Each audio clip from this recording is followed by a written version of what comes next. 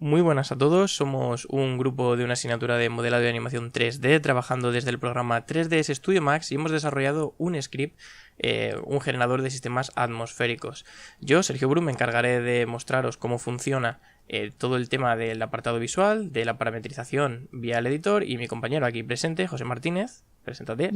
Hola, yo soy José Martínez y me voy a encargar de explicar cómo el funcionamiento del generador de rayos mediante el código. Pero antes de esto, mi compañero Sergio Bru va a comenzar explicando cómo parametrizar los rayos. Bueno, este es un script bastante sencillo que hemos desarrollado pensando, pues necesitamos un sistema de partículas o un sistema atmosférico y pensamos desde un principio en hacer un rayo que cayera desde una nube. Todo fue avanzando poco a poco. Al principio originalmente era simplemente un rayo, este que podemos ver aquí. Vamos a pararlo en un rayo que se vea, ¿vale? Como vemos, el rayo cae, ¿vale? Va haciendo un pequeño parpadeo. Recordémonos que es un haz de luz que cae fugazmente. Va haciendo el parpadeo, llega a su fin y desaparece. Y acto seguido, en otro punto aleatorio, ¿vale? Tiene cierto tiempo de retardo, aparece otro. Y así sucesivamente dentro del área, una circunferencia que tenemos dibujada en la parte inferior de la nube. Todos estos parámetros se pueden editar, los puede elegir el usuario como quiere que funcionen y vamos a ver un poquito cómo funcionan. Vamos a eliminarlo para poder trabajar desde cero. Tenemos nuestro generador de rayos, el cual está dividido en tres partes. Tenemos los datos del rayo, las posiciones donde se supone que van a generarse los rayos, donde van a aparecer, y los datos de la nube que vamos a crear a partir de la cual saldrán los rayos. En el primer apartado tenemos el número de cajas. Hemos visto que cada rayo era un sistema de cubos unidos entre sí. Podremos seleccionar el número de cajas que queremos desde un mínimo de 10. Yo voy a poner, por ejemplo, puedo poner 60 cajas. Luego podemos seleccionar la altura máxima. Esto es el punto donde se va a situar el origen del rayo. Y la altura total que va a tener, pues será la diferencia entre la altura máxima que seleccionemos y la altura mínima. Después tenemos el número de rayos. Hemos visto que en la nube no caía solo un rayo, caían distintos rayos de diferentes posiciones. Ojo, no es un rayo que aparece y desaparece. Es decir, no es un rayo que cae en una posición y vuelve a generarse en una nueva, sino que son diferentes rayos, el número que nosotros elijamos, que van a ir generándose en diferentes puntos.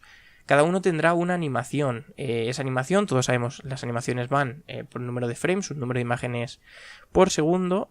Aquí hemos elegido que en nuestra animación tenga 10 keyframes, es decir, tenga 10 puntos de animación desde que empieza el rayo hasta que termina. En el momento en que termina, ese tiempo que ha transcurrido, el rayo el material que lo forma se volverá transparente y el rayo desaparecerá, volverá a su posición de origen y caerá el siguiente. Entre rayo y rayo tenemos un tiempo máximo y un tiempo mínimo. Esto va referente también al número de frames. Nosotros lo que hacemos es crear un random, un número aleatorio entre el número mínimo y el máximo. Luego, como más adelante explicará mi compañero, cada rayo se genera dentro de un bucle for, es decir, cada rayo es una iteración. Así que hemos decidido meter este número random de tiempo dentro del bucle for para que cada dos rayos el tiempo sea diferente, que a lo mejor entre un rayo y otro vayan 3 segundos y entre el segundo y el tercer rayo puedan ir 1 o puedan ir 7, que siga manteniendo una aleatoriedad siempre delimitada por el usuario. Por último tenemos aquí una selección de material donde vamos a poder seleccionar el material del que va a estar hecho el rayo. Pasamos ahora al apartado de la posición donde aparecen los rayos. Esto es muy sencillito, simplemente la posición X y la posición Y, dos coordenadas dentro del esquema cartesiano, de los ejes cartesianos, para seleccionar dónde va a estar el punto de origen de la nube donde se generen los rayos. Además tenemos un radio de aleatoriedad, que esto va a ser la zona donde van a aparecer. Podemos fijarnos también que podemos seleccionar un cuadrado. En caso de seleccionar un cuadrado, este radio de aleatoriedad hace referencia al lado del cuadrado, que será el doble del radio, ya que es un cuadrado. Con esto nos aseguramos que todos los rayos estén siempre dentro de un área delimitada y que la nube que creemos, que también va a coger parte de estos parámetros, siempre cubra el punto en el que empieza el rayo. Dentro de los datos de la nube tenemos una distorsión, un parámetro de dispersión, es decir, cuando hemos visto la nube, ¿vale? Voy a crearla aquí para que se vea más claro, ¿vale? Cuando hemos visto la nube tendremos un cuadrado principal, que será del que aparezcan los rayos, y tenemos varios cuadrados más alrededor. Estos cuadrados además alrededor lo que hacen es que se dispersan, tienen un punto de origen común, vamos a decir que está por ejemplo aquí, y se pueden ir dispersando hacia los lados para dar más sensación de realismo. Tenemos el número de capas de la nube, podemos elegir pues si queremos que tenga 8 cubos, si queremos que tenga 16, si queremos que tenga 25, aquí el número que queramos. Notemos que también podemos seleccionar el color. Si ahora queremos, por ejemplo, crear una nube de un tono más claro, podemos podemos crearla también sin ningún problema, ¿vale? Como vemos, es generación procedural, todas las nubes son unas diferentes de otras. Y si ahora vamos, ya que le hemos dado la generación de tormenta, a ver cómo funcionan los rayos, veremos cómo cada rayo no solo cae desde un punto distinto de la nube, sino que además son diferentes. Si paramos, vemos como el cubo, ¿vale?, está formado por pequeños cubitos, cada uno rotado y en una posición diferente. Así que nunca hay dos cubos iguales, ¿vale?, gracias a la generación procedural. Si lo dejamos en la animación, podemos ver cómo estaba al principio, cómo van cayendo los diferentes rayos. Y ahora, para ver un poco más el funcionamiento en profundidad, mi compañero va a explicar cómo funciona desde dentro el script que crea la nube y los rayos que caen de ella.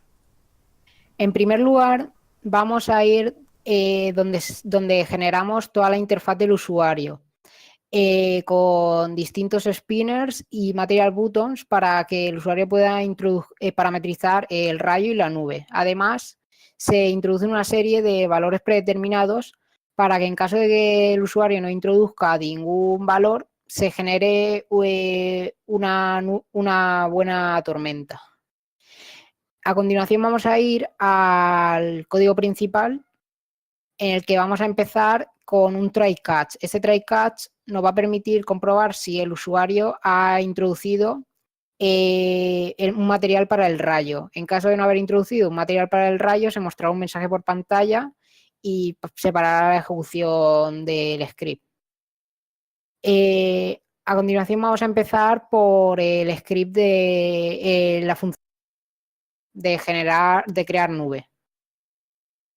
Vamos a la función de crear nube, en la que se generará una nube que va a ser una caja con unas dimensiones, una anchura y una posición. Esta posición va a cubrir todo el radio que ha introducido el usuario.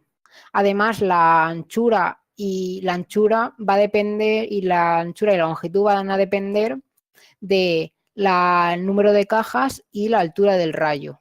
A continuación volvemos al código principal, en el que seguidamente se va a ejecutar la función de decorar la nube. En esta función lo que vamos a hacer van a ser generar otra serie de nubes que junto a esta creen una nube más clara, más real. Estas nubes van a depender de la nube generada anteriormente, ya que van a tener sus mismos valores de tamaño. Lo único que va a variar va a ser en la posición, ya que se van a encontrar desplazadas respecto a la nube principal. Vamos a volver a continuación al código principal y, continuando con la ejecución del código principal, entraremos en un for. Este for nos va a permitir generar tantos rayos como el usuario haya introducido. Una vez dentro del for, comenzaremos obteniendo la posición del rayo. En esta función, vamos arriba a las funciones. La función posición del rayo nos va a permitir saber si el usuario quiere una circunferencia o un cuadrado para el radio. En caso de ser una circunferencia, se va a calcular el punto donde se va a generar el rayo y se va a evitar con un bucle while que este punto se salga fuera del área que ha introducido el usuario. En caso de ser un cuadrado, el usuario simplemente se va a generar un punto donde se creará el rayo en el radio que ha introducido el usuario. Ahora volvemos a la ejecución del programa principal, en el que se va a calcular la dimensión de los cuadrados dependiendo del número de cajas del rayo y la altura que tenga el rayo. También se va a calcular un tiempo, que es el tiempo que tarda en comenzar a caer los rayos. A continuación vamos a la función crear cubos rayo. En esta función vamos a generar todos los cubos del rayo. En primer lugar, vamos a generar un cubo que se encuentre en la posición que hemos calculado en la función anterior, y luego los siguientes cubos que se creen van a ser del mismo tamaño que este, pero se van a desplazar y rotar una posición respecto a este cubo, que lo denotaremos como padre. También a estos cubos se les vamos a declarar una animación que a cada uno que nos permita que como resultado final el rayo aparezca desplazándose hacia abajo y ocultándose una vez que llegue a su posición final. Por último, vamos al script principal y tenemos el tiempo de inicio. Mediante este tiempo de inicio vamos a saber el tiempo que va a pasar entre rayo y rayo. Este tiempo ha sido introducido por el usuario y se va a calcular aleatoriamente. Una vez tras este tiempo se volverá continuamente a iterar el for, generando los rayos repetidamente hasta que se dejen de generar y finalice la ejecución del programa.